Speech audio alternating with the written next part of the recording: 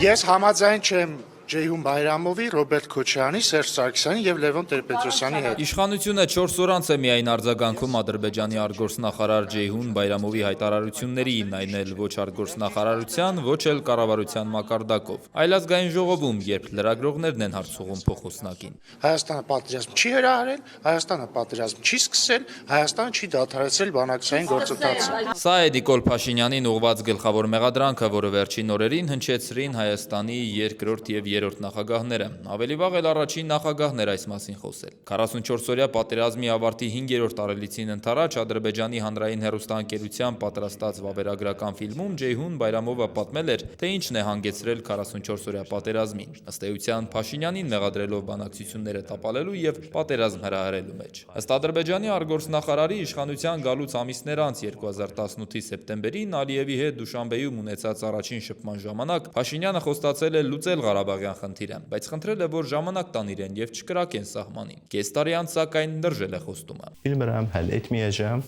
6 ամիս անց սակայն արդեն 2019-ի մարտի 29-ին ԵԱՀԿ Մինսկի խմբի միջնորդությամբ Վիեննայում կայացած հանդիպմանը Հայաստանի վարչապետը կտրուկ փոխեց դիրքորոշումն ու տոնայնությունը, բացեիբաց հայտարարելով, թե չի կարող եւ չի լուծելու Ղարաբաղի խնդիրը։ Դուք ուզում եք, որ ինձ սպանեն, ռետորական հարց տվեց նա, իսկ նախագահ Ալիևը պատասխանեց, թե ընդհանրապես չի ցանկանում, որ որևէ մեկին սպանեն, բայց դա չի նշանակում, որ ադրբեջանական տարածքները պետք է օկուպացված մնան։ Հետո Բայրամովը թվարկում է այն դեպքերը, որոնցով ըստ նրա Փաշինյանը դրդել է Ադրբեջանին պատերազմ սկսել։ Արցախը, Հայաստանը եւ վերջ հայտարարությունը Ստեփանակերտում, Արցախում համահայկական խաղերի անցկացումը, ապա օգոստոսի Տավուշյան մարտերից հետո զինվորականներին Սարդարապատում մեդալներ շնորհելը։ Չնայած ուղիղ մեղադրանքներ են հնչում Փաշինյանի հասցեին, սակայն նա մինչ այս պահը դրանց չի արձագանքում, թեև այս օրերին Facebook-ում ակտիվ գրառումներ է արել ամենատարբեր թեմաներով։ Արտգործնախարարությունում եւս քար լռություն է, մեր հարցմանը նույնպես դեռ չեն արձագանքել։ Ռուբինյանը բոլոր մեղադրանքներին ի պատասխան իշխանության հին երգն է երգում։ Ես կարծում եմ պատճառը, որ Ադրբեջանը սանձազերծեց պատերազմի 44-օրյա հետևյալի մեջ է։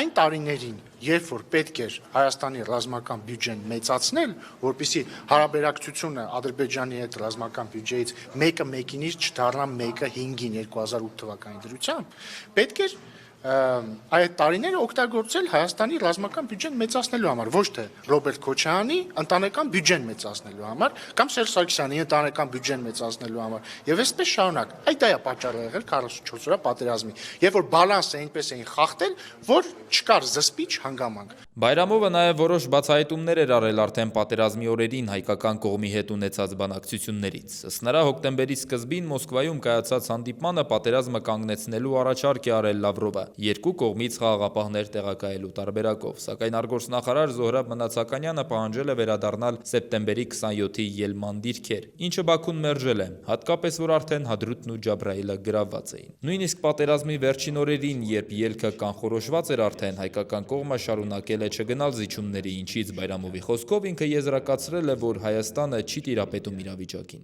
Ինչու է Բաքուն Փաշինյանին ոչ շահեկան բացահայտումներ հենց հիմա անում։ Քաղաքագետ Բենյամին Մաթևոսյանը կարծում է, Ալիևը վստահ չէ, որ Փաշինյանը կվերանտրվի ամիսներ անց եւ այժմ փորձում է առավելագույնը կամել նրանից։ Չեն հավատում, որ Նիկոլ Փաշինյանը հնարավոր է վերընտրվի։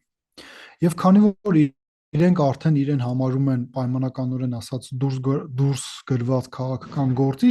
իրենք այս տեսակ գնահատականներ են տալիս։ Դուք նաև վստահաբար նկատած կլինեք, որ Ադրբեջանից ընդհանրապես բավականին կոշտացել է արձագանքը Հայաստանի նկատմամբ, վերաբերմունքը հայկական կողմի նկատմամբ։ Մենք տեսնում ենք այդ հայտարարությունները, որ Սևանը դա գյոյչա է, որ կես միլիոն ադրբեջանցի պետք է տեղափոխվի Հայաստան, որ եթե դուք միջանցքը չբացեք,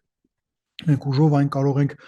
բացել, այսինքն մեղրամիսը ավարտվել է, որը օգոստոսի 8-ի հանդիպումից հետո էր, եւ հիմա ադրբեջանցիները Նիկոլ Փաշինյանից ուզում են պարզապես հետեւյալը՝ մաքսիմալ շատ զիջումներ իրենից ստանան, որպեսզի ցանկացած նոր իշխանության հետ հարաբերվելիս իրենք Հայաստանում Հայաստանի դեմ գործողություններ իրականացնելու ցատկահարթակ ունենան, որովհետև եթե իրենք ստանում են միջանցքը, եթե իրենք ստանում են այդ ադրբեջանցիների տեղափոխումը Հայաստան կամ պարտավորություն ադրբեջանցիներին ընդունել, դա ցանկացած նոր իշխանության համար խնդիր է առաջացնելու։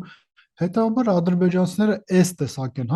իրենց ռազմավարական մոտեցումը դրսևորում Նիկոլ Փաշինյանի նկատմամբ։